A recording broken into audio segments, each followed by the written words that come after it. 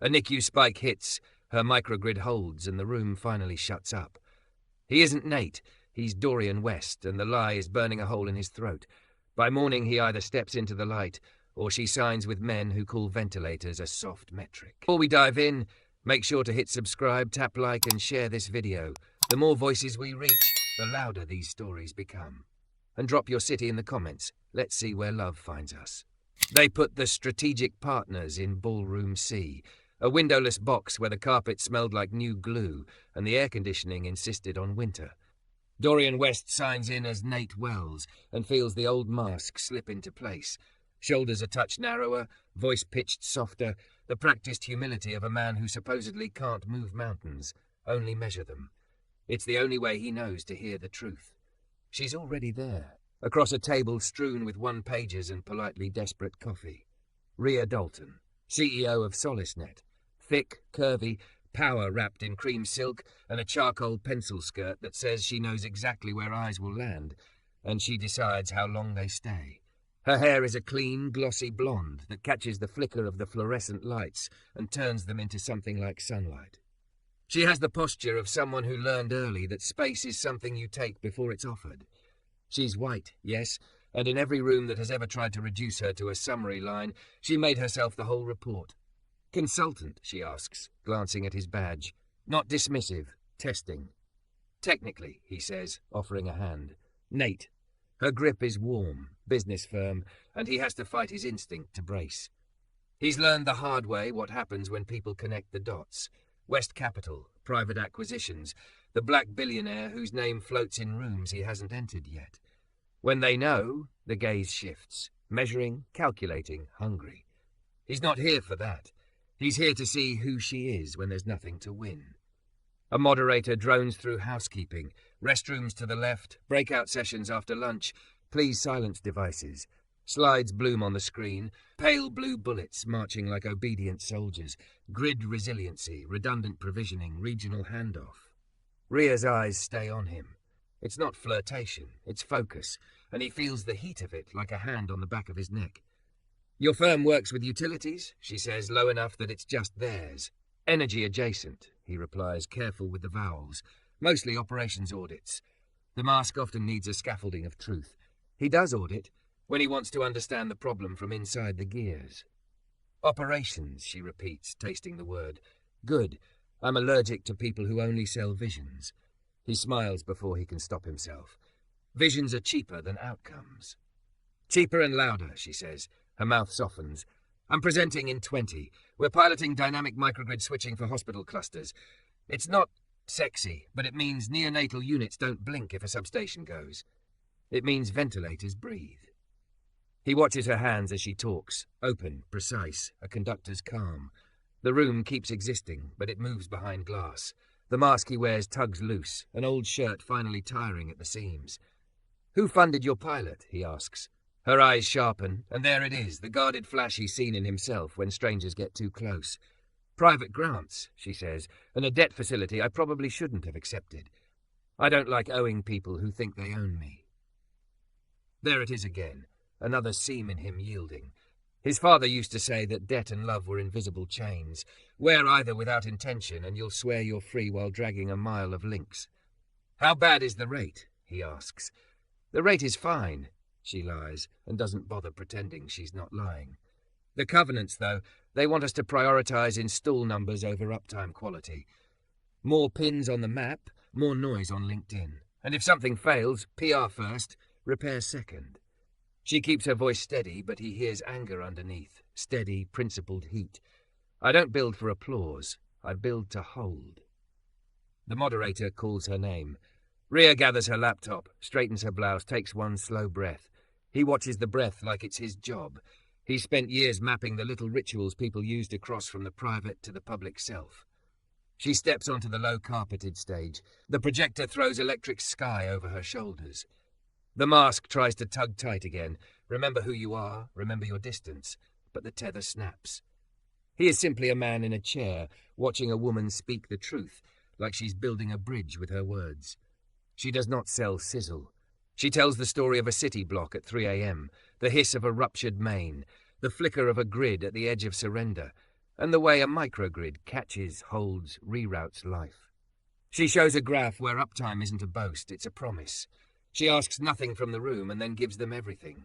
Clarity, accountability, a refusal to flirt with catastrophe. Halfway through, the lights shiver. For a breath, the room goes grey. There's a scudding murmur. Heads lift like startled deer. Rhea doesn't flinch. "We ran this demo last week," she says into the microphone, calm as a tide. "The building's load balancing hates our videos. It's fine." She waits with the stillness of a surgeon, and the screen returns. It's a tiny thing, nothing, but he files it in the place where certainty lives. Applause comes like rain, uneven, then gathering. The VC 2 seats over leans to his associate and whispers too loud, "She's hot, sure, but hospital clusters? Where's the scale?" Another man older says, "Good founder for a tuck-in. She'd make a great COO." Dorian's jaw ticks. He has learned to endure the ache of being misread. His skin taught him that lesson early. It galls him more when he sees someone else flattened by a lazy lens. He writes 2 words on his notepad, carefully, like a vow. Hold her. When she steps down, her eyes find him as if they'd agreed to that earlier. He stands to meet her halfway, and in the little collision of bodies and applause and coffee steam, he realizes he stayed seated through the whole conference morning without once checking his phone. "That was very nearly a power outage," she says, amused and breathless, like she just sprinted and liked it. "I liked your failure plan more than your success plan," he says. She laughs, surprised. "Good. Me too." They drift toward a high-top table, the kind built to wobble no matter how many folded napkins you sacrifice beneath its feet. The conference hum rises and falls around them, the white noise of money looking for fuel. He keeps to his alias lanes. A project in Tennessee, a friend at a utility in Ohio, a curiosity that isn't a pitch. "You said you don't like owing people who think they own you," he says. "So who do you owe?" She looks up, and for a long second he wonders if he's gone too far. Then something in her face unknots. "I owe my grandmother," she says. "She kept a battery fan by the bed in summers. Said you sleep better when you don't pretend heat is anything but heat. Houses are honest," she'd say. "Systems, too." "If I build a system that lies, I'll hear her say my name wrong for a week." What's the wrong way? "Rhea," she says, flattening the vowel in a way only family can. "Means I'm being clever when I should be being kind." He doesn't know what to do with the tenderness sliding through his ribs. He swallows it, and it settles like warmth. "Come see the prototype," she asks, and it's nothing. Just a break between sessions in a room down the hall. But the way she asks carries trust he hasn't earned yet. He follows her out of Ballroom C, past posters with heroic fonts, past a man pitching an AI that can predict storms, and a woman explaining a battery that wants to be a house.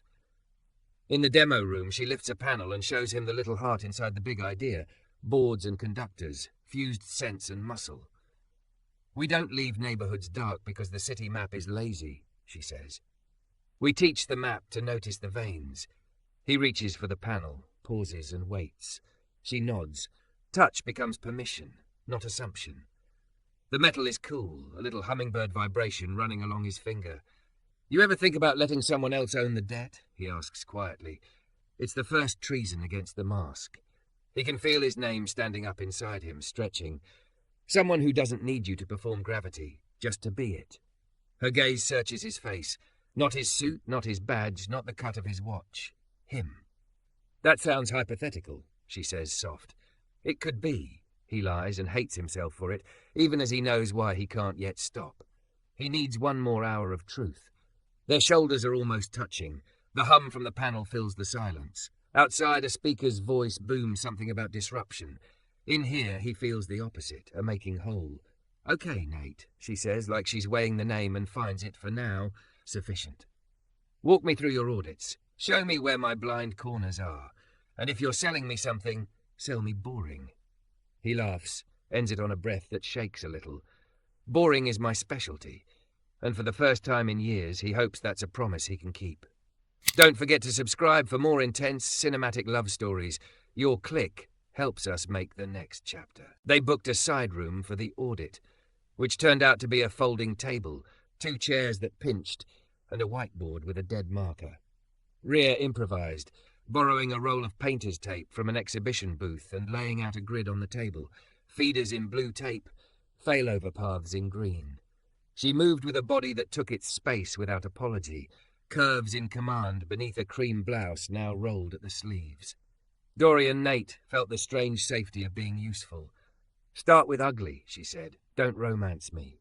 He pointed to the green paths. "Your dynamic switching logic is rock solid in a lab.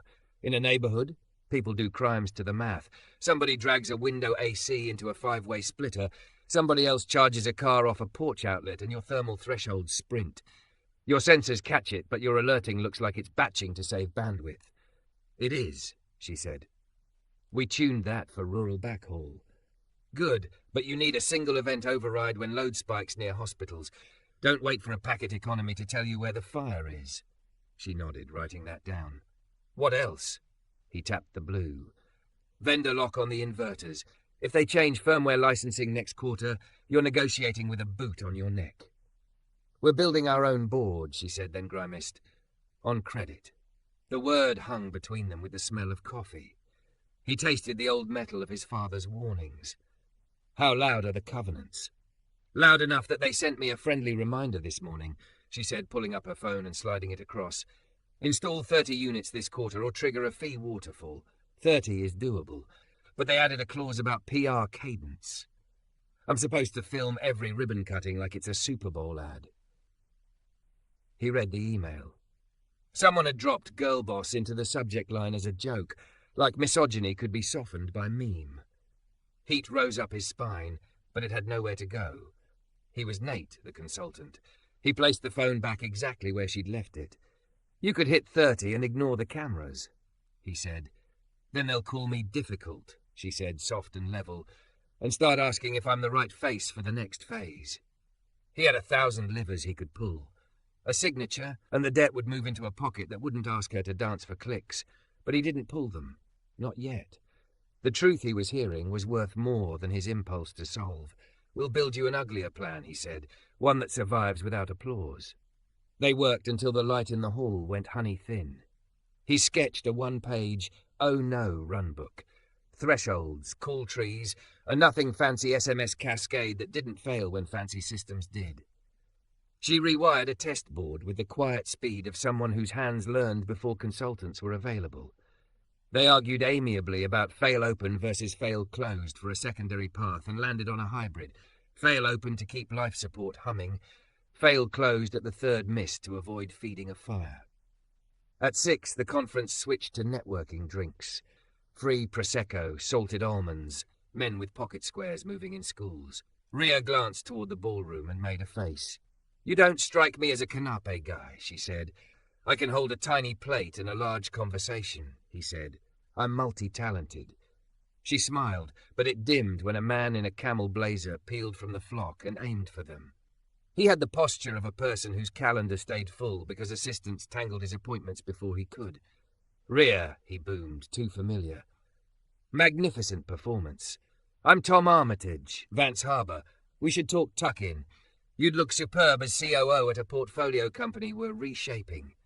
"Tom," she said, the smile bright but not warm. "We're not for sale." "Everyone is," Tom said lightly.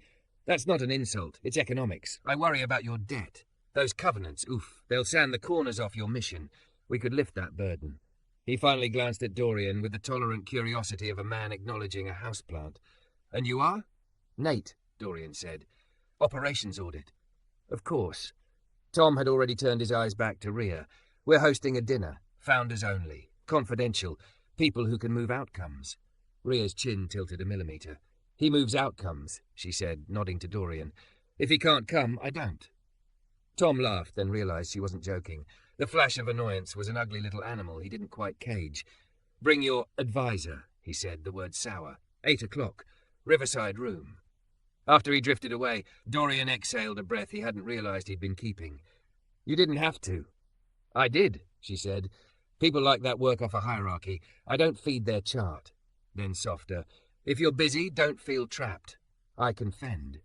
"I want to be there," he said, and it rang through him with the simple authority of a truth. They claimed a corner table at the dinner. Tom presided, flanked by men who ordered wine with the confidence of people accustomed to getting the good bottle by default. A woman 3 seats down looked bored until term sheets came up. Then she woke like a hunting dog catching scent. The talk was all scale, exits, the story of a city turned into a line graph you could pitch to pension funds. When it was Rhea's turn to introduce the journey, she didn't coo at the buzzwords. She talked about what happened to a NICU when the lights hiccuped, how a single static latch could phantom trip an entire wing if your sensors were sloppy. She talked about the little logic that made a grid behave like a neighborhood instead of an algorithm. People nodded. A man across the table said, "Powerful. And your personal runway?" Dorian felt his hands curl. Money questions always wore personal when they wanted obedience. Rhea answered cleanly, numbers without apology. Tom smiled the smile of a man who had chosen the moment for the pivot. "We could unlock that runway," he said. "Conditional, of course.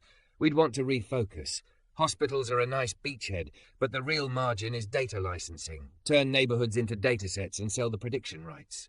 "No," Rhea said. The table blinked. People seldom said no that quickly, that cleanly, without a pit stop at "let's explore." Tom tried again, softer.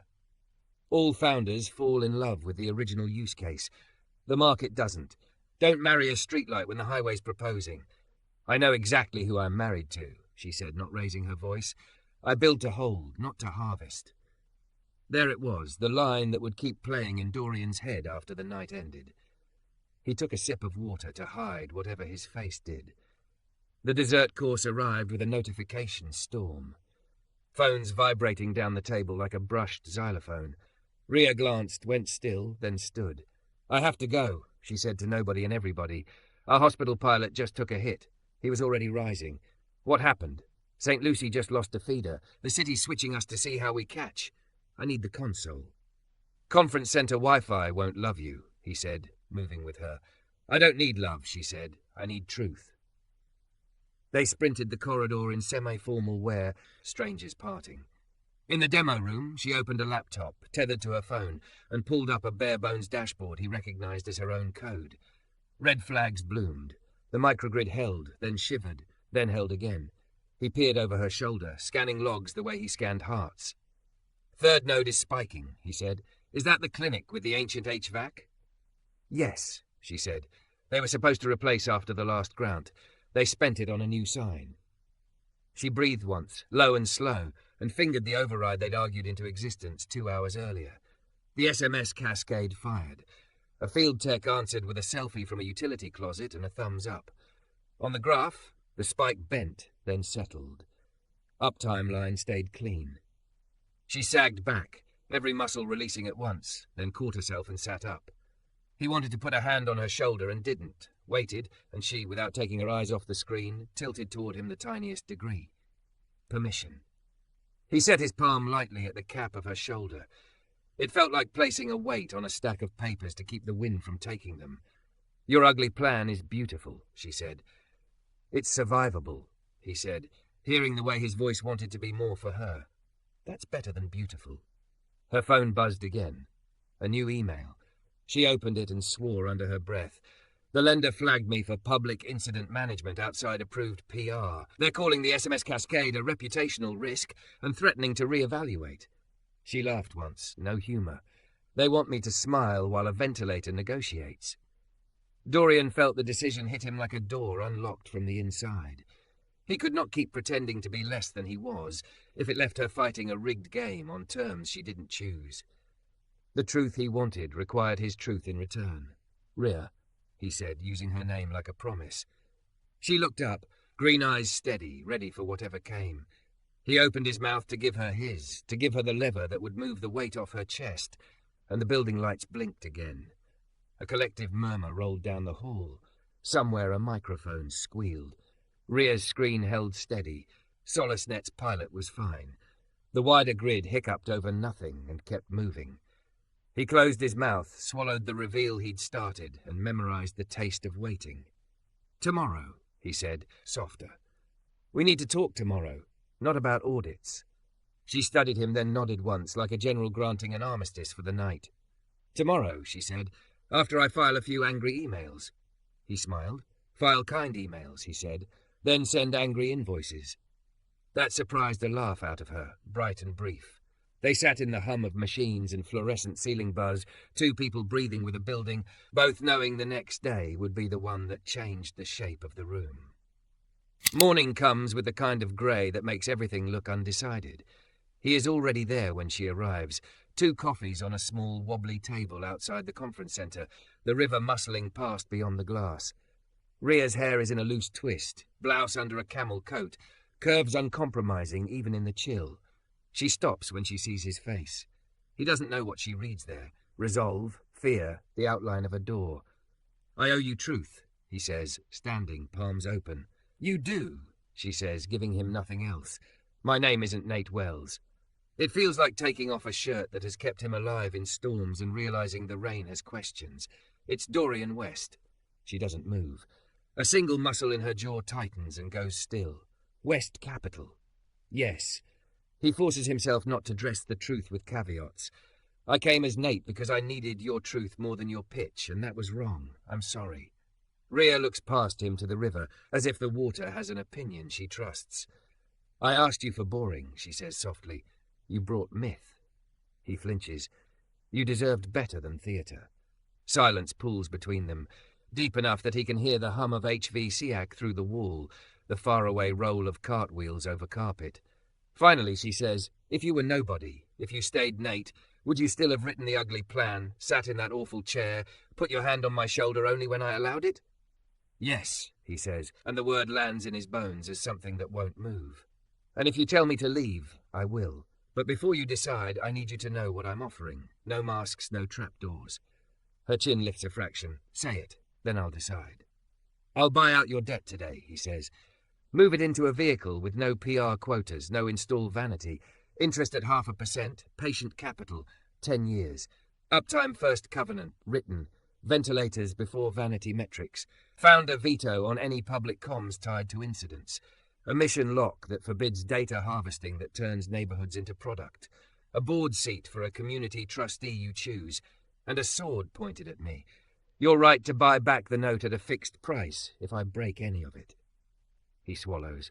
"I'll sign it in your lawyer's words." Rhea studies him for a long, unkind minute. "I want paper that defends me even from you, especially if you love me later and forget the shape of why you came." He hears the word love like an accidental match struck in a dry room, flaring then guttering into smoke that smells like truth. "Agreed," he says. "I don't want you safe because I'm good. I want you safe because the system is." She looks down at the coffee he brought, flicks the lid, inhales. "You remembered no sugar," she says. "I didn't tell you that." "You were kind to a bitter thing," he says. "I guessed." A small sound escapes her, half laugh, half surrender. "One more thing," she says. "I don't want to be your acquisition." "You're not," he says. "This isn't me taking you. It's me taking my hands off your throat." Colour drains and then returns to her face, like heat choosing to stay. "All right," she says finally. "Show me you can do it before the morning keynote. If Tom gets to that stage with his tuck-in narrative, they'll write the story without us." He's already dialing. His general counsel answers on the second ring, voice toothpaste fresh. Dorian switches to speaker, sets the phone between the coffees, and says in clean, unambiguous terms what he wants. "Draft a debt purchase and restatement for SolaceNet," he says. "Terms, 0.5% interest, 10-year maturity, covenants as follows." He lists them. Founder buyback clause, community trustee seat, PR veto, uptime first, mission lock against data harvesting.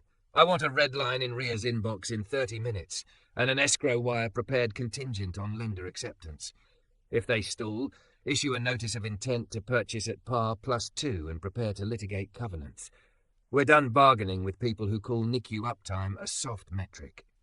His counsel says, "Yes, sir," in the careful way of a man who knows the difference between a performance and a directive. When he hangs up, Rhea is watching him like she's trying to reconcile 2 photographs. "You move fast," she says. "I move when the door's open," he says. "You opened it." "Don't make a religion of me," she murmurs. "I'm making a promise," he says. They walk in together. The ballroom is brighter than it was yesterday, as if someone turned up a setting called Hopeful. Tom Armitage works the aisle like a man warming up a crowd, teeth and tan and the confidence of a person whose worst day ends in excellent wine. He spots them and beams. "Rhea," he says, "we have exciting possibilities to share." "We do," Dorian says, stepping into the light of it before she has to. The air shifts, heads swivel. Recognition moves through the room like a wind. Whispers, phones lifting, eyes recalculating. Tom's smile stutters, recovers. "Mr. West, didn't realize you were listening," Dorian says mildly. "I was." The moderator blinks and then smiles too broadly. "Well, what a treat for our—" 2 minutes, Rhea says, voice even. "Then we go back to the agenda." Dorian nods. 2 minutes. He turns to the lender's VP, who has been pretending to be part of the carpet. "Check your inbox," he says. "You have an offer to sell SolaceNet's note at a premium and a draft of the restated terms. If you decline, we'll see you in court with your PR cadence clause as Exhibit A. We don't treat life support like a brand strategy." A murmur rolls. Tom tenses. "This is highly irregular," he says. "Deals aren't." "Deals are exactly public when they govern whether ventilators breathe," Rhea says, and for the first time today he hears anger in her voice, clean and measured. "We're done letting men in rooms write scripts where neighborhoods are props." Applause starts somewhere to his left and grows unexpected, messy, real. Tom tries to ride it. "We all care about outcomes," he says, "but scale requires narrative discipline." "Scale requires discipline," Rhea says. "Narratives can wait." Dorian can feel his heart knocking against bone. "I came here pretending to be smaller because I wanted the truth without the tax," he says, letting the room have his confession. "I found someone who wouldn't sell me a story even when I asked. So I'm putting my name and my money where her mission already stands. I'm not buying her. I'm buying her room to breathe." Phones capture. Journalists perfunctorily clear their throats. The lender's VP, late 40s, tie too tight, glances at his screen, at Tom, then at Rhea. A long, greasy pause. "We'll review," he says. "Our committee has 20 minutes until my counsel files notice," Dorian says, polite as a scalpel. "Enjoy the coffee." Rhea squeezes his forearm once, brief grounding, and nods to the moderator. "Back to the surgeons," she says. "People came to learn things that save lives." They slide out with the changeovers shuffle. In the hallway's comparative quiet, Dorian breathes for the first time like he isn't measuring himself against his own caution. "You were perfect," he says. "I was angry," she says. "I let it be visible for exactly 90 seconds. "You were perfect," he repeats, and the word doesn't feel like worship. It feels like measurement. Her phone buzzes. She reads, exhales. "They bit," she says. "Conditioned on lawyers doing their lawyer ballet, but they bit." He closes his eyes just for a second. In the dark behind his lids, he sees the night before. The spike bending, the line holding. He opens them, and the world is brighter by a notch that isn't lighting. They find a narrow terrace where the river sketches light on the underside of a bridge. She leans on the railing, hip pressing into metal, hair lifting in the wind. "I should be furious longer," she says without looking at him. "You lied about your name." "I did," he says. "I won't again." She turns. The width of her, the fullness she refuses to apologize for, the steadiness of those green eyes. He feels small under it in a way that makes him want to be good. "Last night," she says, "when you put your hand on my shoulder, I waited," he says quickly. "I'll always wait." "That's why I'm still here," she says. "You waited. You listened. You wrote an ugly plan that wouldn't flatter you in a press release. And when it came time to choose between the story and the ventilator, you chose breath." He steps closer, slow enough she could catalogue each inch. He holds his hands out, palms open, as if approaching a skittish animal. Though she is the opposite of skittish, she is a force with a quiet centre. "I fell for the woman who builds to hold," he says. "Before I knew your last name, before I knew how the room would love you or punish you. If all of this burns down and I'm back to a folding chair and a dead marker, that part won't change." Something loosens in her shoulders. She takes one step into his space, tilts her face up. "I fell for the man who asked to touch the panel," she says, "and for the one who put paper between me and himself." Permission isn't a word, it's a breath. He waits through 1, 2. She nods, tiny, and he bends. And the kiss is not cinematic. It's a seal. A small, precise warranty against forgetting what the work is for. When they break, she presses her forehead to his. "We're still going to fight," she says. Good, he says. We'll build the fight into the system. They go back in. The keynote is droning about disruption measured in billions. Rhea threads her arm through his in a way that feels less like possession and more like a reminder.